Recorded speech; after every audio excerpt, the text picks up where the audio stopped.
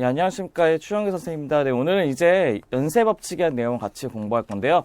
연쇄법칙은 굉장히 미분에서 많이 쓰이는 것 중에 하나이기 때문에요. 한번 정확히 한번 기억을 한번 해보시고, 그 다음에 얘네들에 대한 증명 과정도 시험에서 가끔가다 잘 나옵니다. 그 시험을 하던가 아니면 퀴즈로 잘 나오기 때문에요. 얘네들 증명 과정도 철저하게 기억하셔야 되는데요. 아마 오늘의 증명 과정은 거기에 있는 책하고는 약간 좀 다르게 증명할 거기 때문에요. 한번 어떻게 증명하는 건지도 같이 한번 보도록 해보죠. 네, 먼저 우리 연쇄법칙, 즉 체인룰이라고 하는 연쇄법칙의 뜻이 무엇이냐면 우리가 고등학교에서는 얘네들의 이름을 뭐라고 배웠냐면요. 바로 합성함수의 미분법이라고 배웠을 겁니다. 그래서 얘네들을 일명 합성함수의 미분법이라고 하거든요.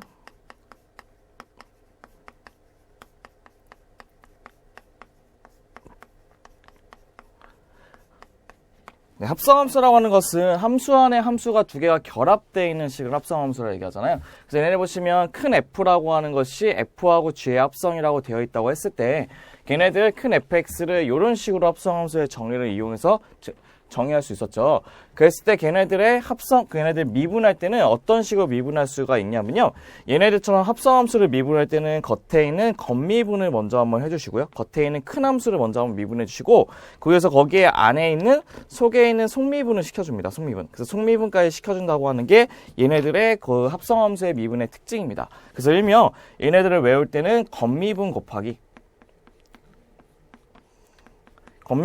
뭐라고 기억하시면 되냐면 속미분이라고 기억하시면 됩니다.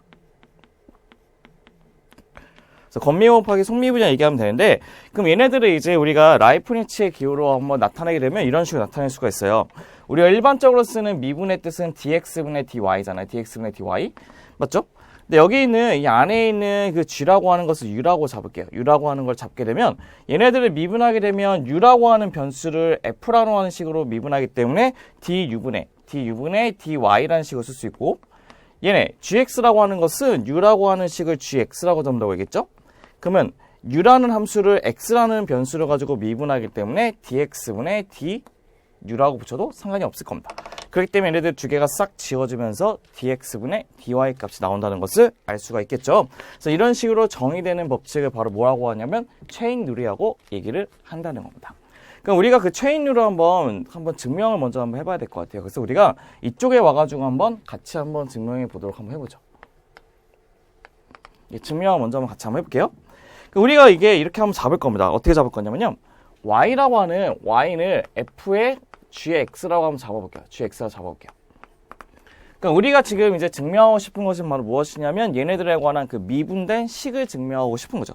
그래서 그 미분된 식을 우리가 dx분의 dy라고 잡았을 때 우리가 원하는 것은 h분의 그냥 정확하게 써서 h라고 쓰지 말고 델타 x라고 안 쓸게요. 정확하게. 우리 정확하게 먼저 알아본 다음에 나중에 고쳐볼게요. 델타 x분의 내 앞에 리미트 붙여야죠. 리미트 델타 x가 0으로 갈 때 f의 g라고 하는 함수 안에 x 플러스 델타 x에서 맞죠? 빼기 f하고 g에 관해서 x를 한다는 게 바로 dx분의 dy의 식이라는 것을 알 수가 있겠죠. 맞죠? 근데 우리가 이제 여기서 어떠한 식으로 좀 잡을 거냐면요. 몇 개를 좀 변수를 좀 많이 바꿔볼 건데요. 첫 번째 어떤 식의 변수를 바꿀 거냐. 여기는 gx라고 하는 식 있죠? 그 gx라고 하는 것을 z라고 잡을 겁니다. z를 gx라고 잡을 겁니다. z라고 잡을게요. 그럼 우리가 이렇게 한번 봐볼게요. 어쨌든 간에 우리가 미분을 하기 위해서는 걔네들 변화율에 대한 것의 그 리미트 값이 이제 미분이잖아요. 그렇기 때문에 우리가 첫 번째 델타 x하고 델타 z라는 이런 것들을 먼저 증명을 하셔야 되는데, 이거 한번 먼저 봐볼게요. 우리 보시면 델타의 z라는 거 먼저 한번 증명 한번 해볼게요. 델타의 z라고 하는 것은 무엇이냐면 바로 여기 있는 이 함수 값의 변화를 뜻하는 거죠. 그렇기 때문에 걔네들이 우리가 x가 얘네들 보시면 z라고 하는 것은 x에 관한 함수이기 때문에 x가 변할 때 변하는 y의 값이기 때문에 얘네들의 델타 z라고 하는 것은 x 플러스 델타 x에서 뭐를 빼면 되죠? g에다가 x를 빼면 된다는 것으로 정의할 수 있을 겁니다. 맞죠? 그러면 우리가 이제 얘네들을 이제 어떤 식으로 좀 볼 거냐.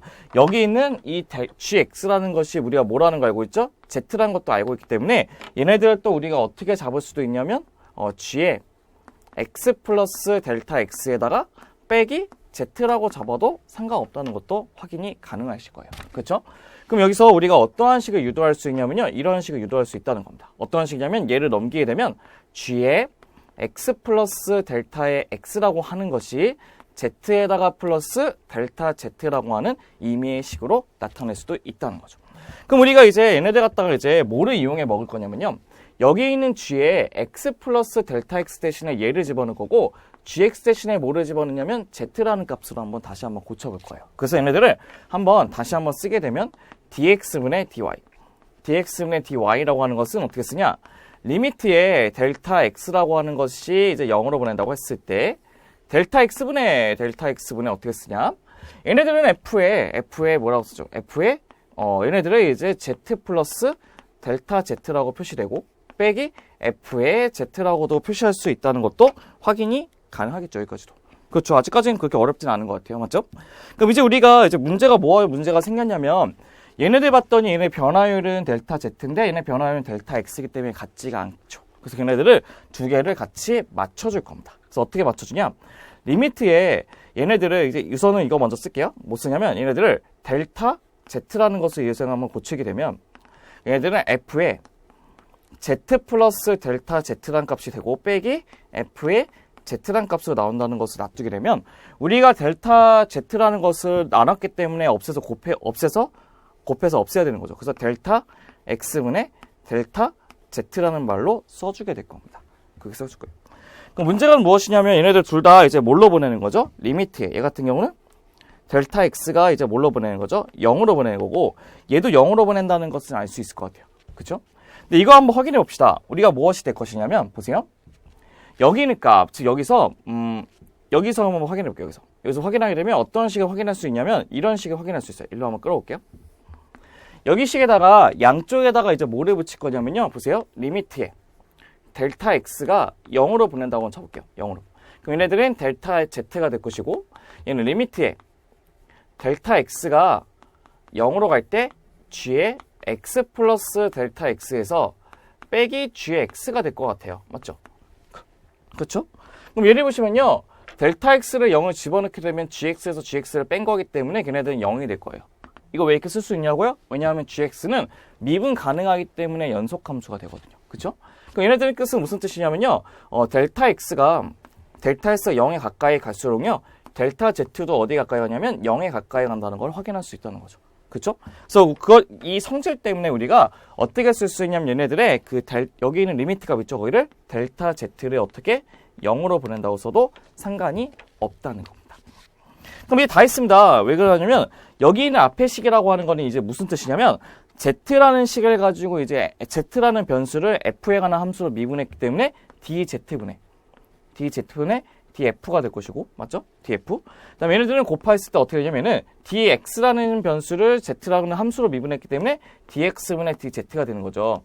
근데 우리가 f라고 하는 것이 y라고 똑같기 때문에 어떻게 쓰냐면 dz분의 dy라고 붙일 수 있고 얘네들은 dx분의 dz라고 붙여도 상관없는 거죠. 그게 바로 일명 우리가 뭐라는 걸 정의할 수 있냐면 dx분의 dy라는 것으로 정의할 수 있다는 것을 알 수 있다는 겁니다. 그렇기 때문에 얘네들이 바로 우리가 무엇이냐면 체인룰에 대해서 증명하는 방식이 되는 거죠. 다시 한번 보시게 되면 f라는 함수를 z에 관해서 미분한 거고 z라는 함수를 x에 관해서 미분한 식을 두 개 곱했을 때 바로 우리가 원하는 dx분의 dy 값이 나온다는 것도 확인할 수가 있다는 겁니다. 바로 얘네들이 우리가 원하는 체인룰이에요. 그러면 이제 증명을 해봤으니까 거기에 관한 예제들을 좀 풀어봐야지만 어떻게 문제를 풀 수 있을 거 아니에요? 그래서 한번 예제 한 번을 넘어가도록 한번 해봅시다.